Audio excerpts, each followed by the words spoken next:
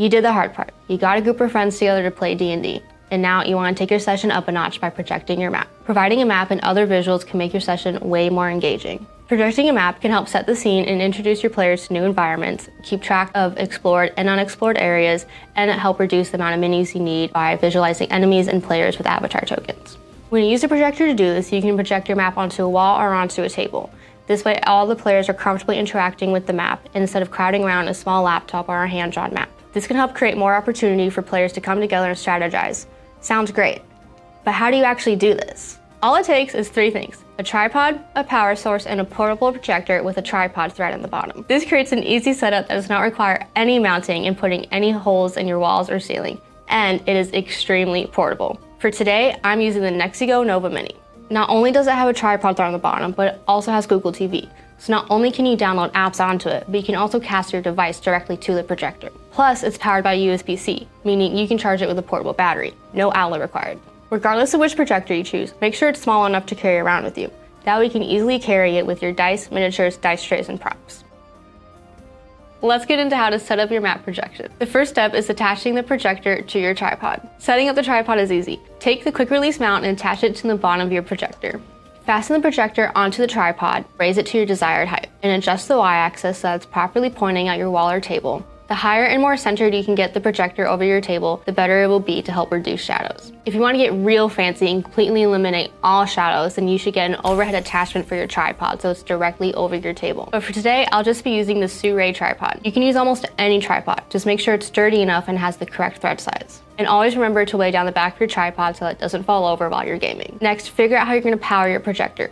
The easiest solution is to plug it directly into an outlet. If you don't have an outlet nearby, you can use a portable battery or a power station. Check the user manual that came with your projector to see the wattage requirements. The NexiGo Nova Mini uses 100 watts, meaning you can use a small portable battery like the Anker Prime power bank. If your projector requires more power, you may need to use a power station like the Anker Solex. To secure your power bank or power cable, I recommend securing it to the tripod with some strong tape. Now that your tripod is all set up, it's time to configure your projector. After you turn the projector on, go to Settings, Keystone, and adjust the corners to best fit your wall or table. But how do you get a map to project? A helpful source for finding maps is D&D Beyond Maps. At this time of recording, Maps is currently in beta. Maps provides pre-made maps and also allows players to upload and customize their own maps with stickers and avatar tokens. There are also many free map builders available, such as Dungeon Scrawl, Ink Arnett, and Dungeon Fog.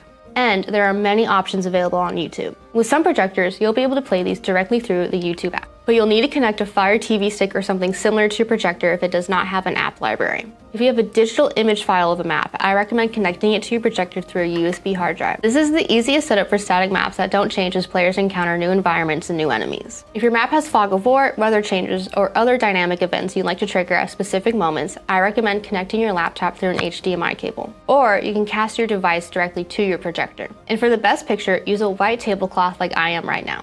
If you find that your map is too big or too small, adjust the height of the tripod. Raise the tripod higher to make the map bigger and raise it lower to make it smaller. But for me personally, as long as there's just enough room for my minis in a square, then it's good to go.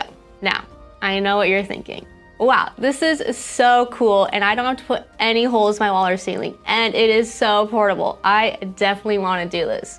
But don't you have to turn the lights off to see your projector? Don't worry, with a bright enough projector, your visuals will look great in the dark or with the lights on. Just make sure to choose a projector with at least 1,000 ANSI lumens. Your setup is complete, and your D&D experience just got even more epic. You're ready to roll for initiative and defeat the big bad evil guy. When you're done playing, all you have to do is break down the tripod, remove the projector, and gently pack it up. Then you can start scheming up what you're gonna do next session. It's that easy. Thanks for watching.